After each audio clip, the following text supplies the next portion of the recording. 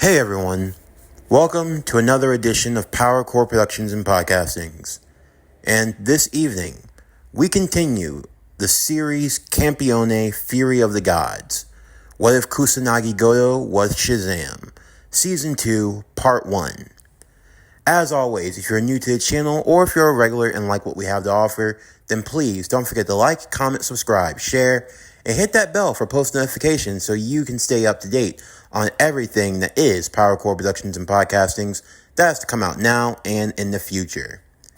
As you'll all remember, last year we began our anime DC Comics Shazam series with a combination of an anime that I think is best suited when it comes to the character and themes of Shazam, that being the story of Campione, the story of a young man named Kusanagi Godou who unequivocally becomes a god slayer or a Campione, that being a human imbued with special powers and abilities to help keep the balance and the peace between mortal men and the various gods of different pantheons, especially when certain gods come to Earth and start causing trouble. And I figured, what better of a series to combine it with than a character who is the combination of many powerful gods and other beings of history, that being Shazam. As such, this story follows the adventures of Kusanagi Godou, who is not just granted any special ability, but he is granted the abilities of a powerful wizard, who once he says his names, is struck with a bolt of lightning and becomes Shazam, the champion of the Campione. Now, without further ado, let's get into today's video. As always, sit back, relax, and enjoy the show.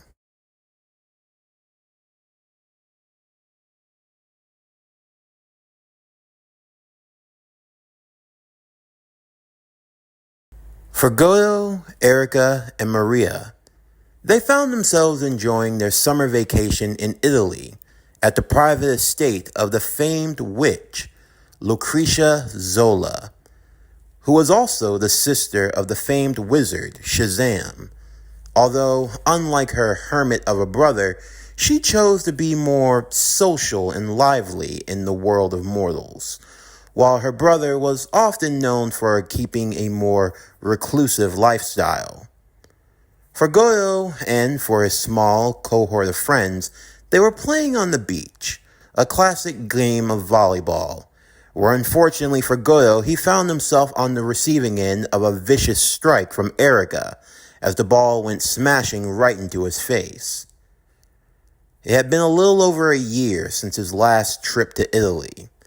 It all started when he was attempting to return what was then known as a grimoire, the Gargonian, returning it back to its rightful owner, the woman Lucretia, who had known Godou's grandfather long ago.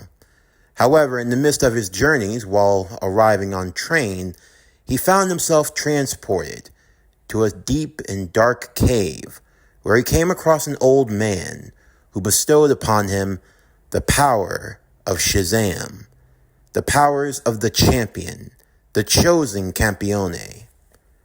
But what was significant of Shazam?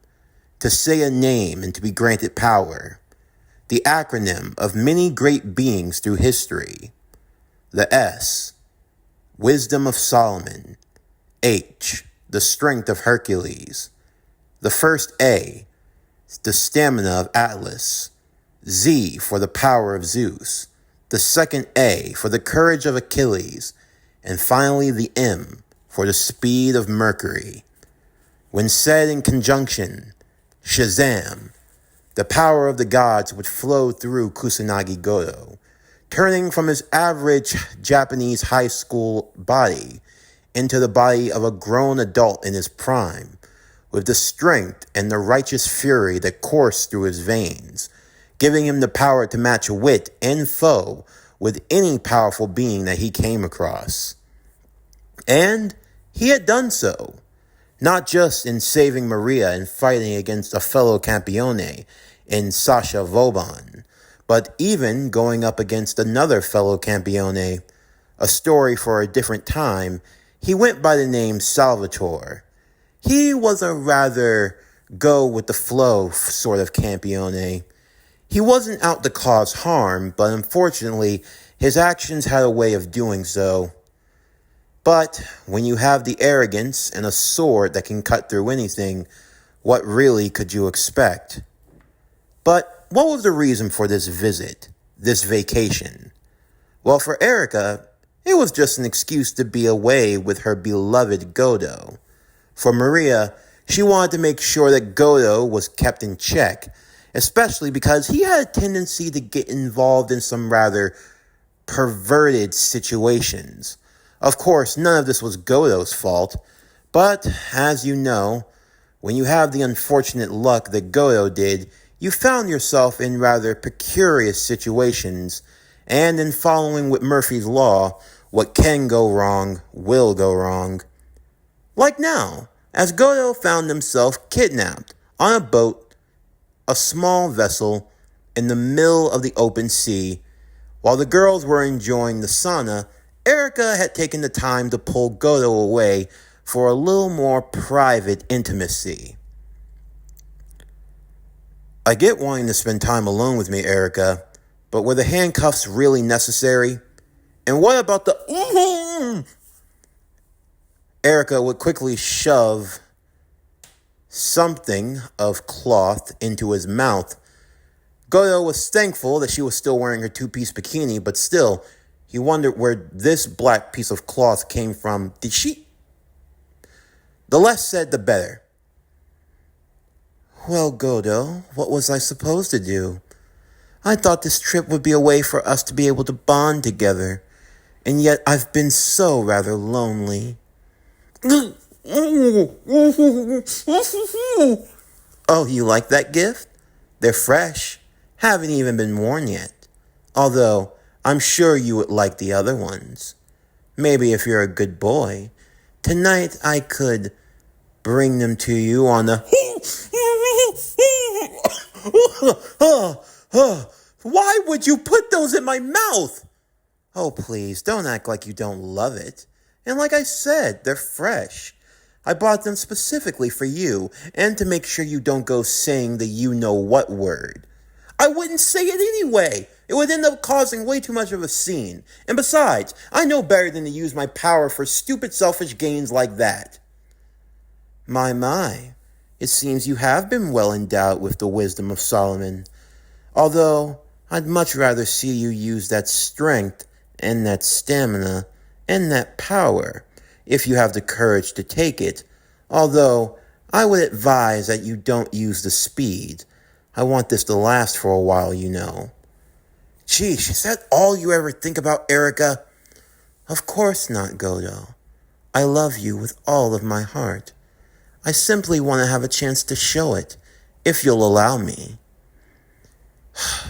Erica, I like being with you. I like being around you.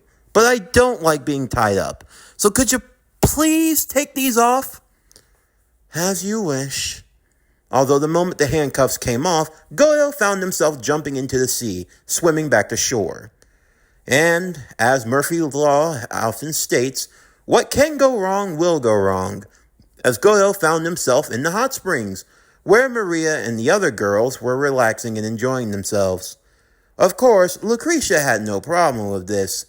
After all, she had been with Godou's grandfather, and he could be rather adventurous himself.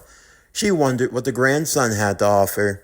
But for Maria, she had a rather different reaction, and Godou found himself getting scolded. Seriously, Godou, what is wrong with you? I knew I had to come with you on this trip. You know you're a Campione. You're a representative, a candidate for humanity, a protector. Do you know what that entails? Yeah, but that's not the point. You can't go around making excuses. All of your actions reflect on all of humanity. You have to have some decency, some decorum. Save it for the bedroom. Or no, save it for marriage. Or better yet, don't do it at all. Don't do anything at all. Hey, now, hold on. You can't just command my body to do stuff. That's not the point. Look, it's not my fault. I didn't mean to do it. I really didn't mean to. Oh. While Maria was giving a scolding, her towel accidentally slipped, and while she was in the sauna, she didn't have anything else on, and it received in Godou getting more slaps to the face. However, in the meantime, there was another conspiracy ahead of them. In Italy, it was said that there were many powerful artifacts, many things at work long since left to be dormant. Under the cover of night, Godou would escape from Lucretia's home and manor, just wanting to get some peace to himself. However, as he did so, he had the misfortune of running into what appeared to be a short girl. But do not be misled by her appearance. This girl was none other than Athena, or Medusa. Contrary to popular belief, the myths actually go hand in hand. Athena, Medusa, they were all one and the same, and there was no telling if she'd be friend or foe. However, for Athena, she did not come for a fight or for revenge. Even though she and Godou had had their differences in the past, she had actually come for a different reason. As she took hold of Godou, they would travel by boat to an island where a green beam of energy, a shining light, could be seen in the distance. It came from an abandoned castle, where inside the Campione, known as Salvatore, would break in, bypassing through the witch's seal and finding the pillar that was brimming with god energy. It was known as the Herion, or the Seal of Hera. He was not the only one there, as Liliana was also arriving as well. She hadn't been seen since the fight with Sasha Vauban. Thankfully enough, she was no longer an enemy to Godou and his friends, but they never knew quite where her allegiance lied, especially to the order of knights that she followed. Liliana had been following a trail that led her right here to the Herion, attempting to persuade Salvatore from doing something as foolish as to undo the seal and the spirit beast that was within. The great dragon that provided vitality to the land, a dragon of the earth. Unfortunately enough, when a great powerful beast was summoned into the world of the living, there was always a god waiting in the wings. This is why Campione were so necessary. While there were gods who kept to their heavens and kept to themselves, even more weaker gods, such as the ones you saw in Season 1, like Hestia, although her role in the story will no longer be mentioned going forward, as she was convinced to return back to the heavenly realm from which she came, although the stories that she left imparted to Godou would be ones of inspiration, and ones that he would keep with him for a long time. However, there were other gods who did not care about the peace and the security of the human realm, who often came down to the earth to settle their squabbles, their differences, or follow whatever vanity of their hearts that they wished to pursue, such as the god Perseus, who had come down on his flying horse Pegasus. He was known as the hero and the dragon slayer, and, as fate would have it, a dragon was now in his presence, looking to be slain. Of course, as both Godou and Athena would confront Perseus along with Liliana, as Salvatore had decided to take his leave, looking simply to enjoy what was to follow, to see a god in action for himself, along with a mythical beast, and having the pleasure of wanting to face whoever won the exchange. Of course, Liliana was even more surprised to see that Godou was here, and at first she was worried that yet another Campione had gone rogue. This is what various magical associations had to worry about. Campiones were wild things, in a way of speaking. They were mortals that could not be contained, kings that could not be subdued. A Campione was far greater than a human, but did not subject themselves to the gods. No, a Campione was a whole other catastrophe. They were just pure beings of chaos, whether you be a chaotic good, chaotic evil, or a chaotic neutral. You had to take your pick. From beings such as Sasha Vauban, your chaotic evil, Salvatore, your chaotic neutral, and Godou, your chaotic good. All three facets all had one thing in common. They were Campione. And with Campione, chaos was soon to follow. But for Godou, he wanted to do what good that he could in this moment. He would try to persuade Perseus not to engage in his actions, as killing this dragon could cause irreversible damage to the land and to the people. The vitality of the earth was only kept in control because of the dragon. Athena would absorb it back into herself to protect it. But for Perseus, in his conquest and in the heart of the hero, he could not turn away from what he felt was his destiny. And even more so, as he knew all too well that Campione were enemies to the gods, Godou was now his enemy. Perseus, clad in white, would draw his sword as he pointed it towards Godou. Liliana would try to persuade for Perseus to not engage in conflict with the Campione. Please, Perseus, listen to reason. Your fighting here could cause irreversible damage to the land. In the country of Italy, there are many seismic areas. Earthquakes, volcanoes, and other natural phenomenon could easily occur. Millions of lives could be lost. I must ask that you dissuade yourself from pursuing such a course. It truly hardens my heart to hear of such things. But I could no more turn away from my course of action any more so than the winds that can be subdued or controlled. It is only natural that two forces of nature should collide. That is the will of nature, the nature of the Campione and the natures of the gods themselves. I will not allow myself to be subdued by a Campione.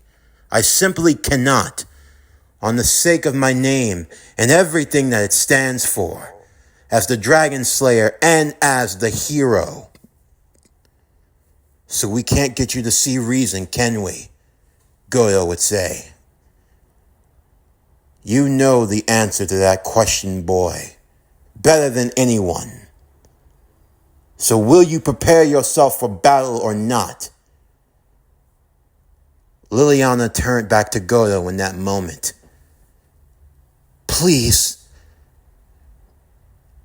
I know it's a lot to ask of you, but you have to stop him. I know, Godou would say. It's my job. Perseus, hear me. I do not wish to engage in conflict with you. It's pointless.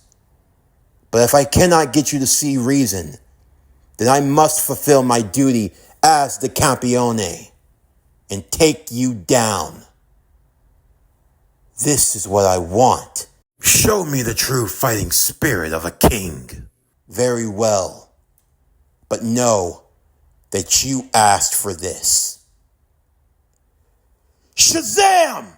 With a crackling spark of lightning descending from the heavens, Godou would be enveloped in the smoking aura of electricity as his body had transformed into that of a young man in his prime. He had grown tenfold in strength and in speed and ability, clad in the clothing of gold and red, a cape freshly white as snow strung to his back. As he looked towards Perseus, he ascended into the sky to face against the warrior god and hero. As the two of them would engage in combat, Godou would raise his forearms to block against the sword of Perseus, responding with a roundhouse kick to the god's face. As Perseus would balance himself on the waters, Godou would chase after him quickly. I see. So you were blessed with the title of champions. The crafty wizard. He's chosen for himself another warrior. I must ask, have you any relation to that boy? Boy? What boy? The boy. The one who was the champion. I know obviously that you are not him. Is there no connection? Has his bloodline come to a close? Who is he speaking of? Even Liliana was curious, wondering who exactly could this boy be that he was referring to. He was a young man by the name of Billy Batson. He was the last one to be the Campione chosen by the wizard before Kusanagi Godou. Billy Batson? Liliana would say. He was a powerful Campione indeed, although he did not have much in terms of wisdom, for he was nothing more but a child when he was chosen, even younger than Godou. But still, he was a fine and exceptional Campione for his time. It is a shame how it ended for him, though. How it ended? Yes. And you of all people should know. It's connected to your family's legacy. The black sheep, if you will. At that moment, Liliana would remember all too well what Athena had spoken of, and she knew of the black stain that was upon her family name, all at the hands of who was now considered a rogue Campione. In the meantime, Godou would continue his battle against Perseus that descended upon the streets of Italy. The ground shook as earthquakes began to erupt, the people running for their lives as the buildings began to shake and crumble. Just as Godou would fear, a large portion of a building was starting to fall, and there were civilians that were going to be crushed. Godou would use the strength of the boar, summoning his own mythical beast to destroy the rubble, moving in with his speed, powered by that of Mercury, to move the people to safety and security, attempting now to rescue instead of fighting. However, Perseus was a cunning warrior, and he used this lapse in concentration to his advantage as he took his bow and arrow and began shooting the divine arrows at Godou. He began to be stabbed in the back as the arrows would pierce him. 7 in total. His power began to dampen and wane as he felt the strength of Shazam fading from him. He was being cut off. At the last moment, Godou would yell out Shazam once again, reducing him back to his human form, fearing that his power could be sealed permanently. Liliana would rush to his side as she began to administer her magical healing, looking to reduce the damage that had been done, but he would need to be seen by a professional. She had the means of doing so, but they needed to escape.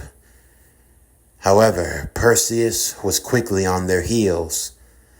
Liliana drew her sword ready to fight against the rogue god.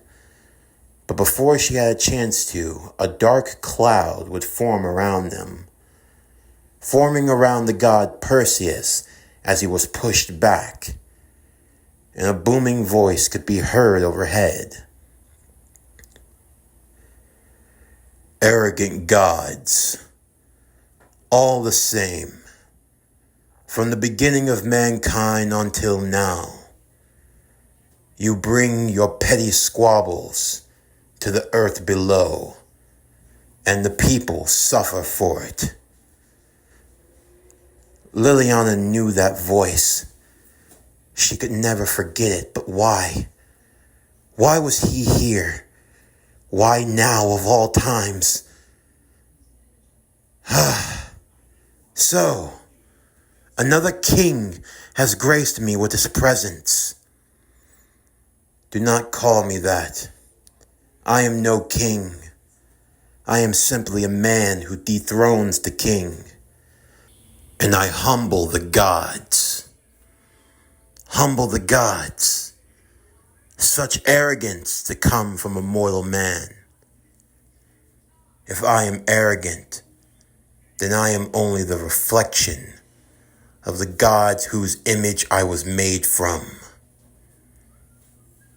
Who are you? Perseus would ask. Tell me, so that I may know the name of my foe as I strike him down. It is Dr. Sivana, the Campione of the 7 deadly sins of man. I am your judge, your jury, the executioner, and I sentence you to death for your sins, rogue god. Now make your peace and prepare yourself to face the divine punishment of man.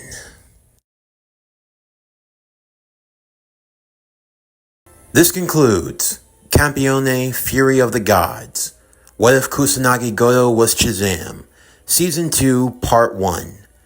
As always, if you enjoyed today's video and everything else that we have to offer, then please don't forget to like, comment, subscribe, share, and hit that bell for post notifications so you can stay up to date on everything that is PowerCore Productions and Podcastings that has to come out now and in the future. And stay tuned tomorrow as we continue with Campione, Fury of the Gods. What if Kusanagi Godou was Shazam? Season 2, Part 2. But anyway, that's going to do it for the end of today's video. I'm Javon Harrington with PowerCore Productions and Podcastings. Signing off, and I'll see you next time.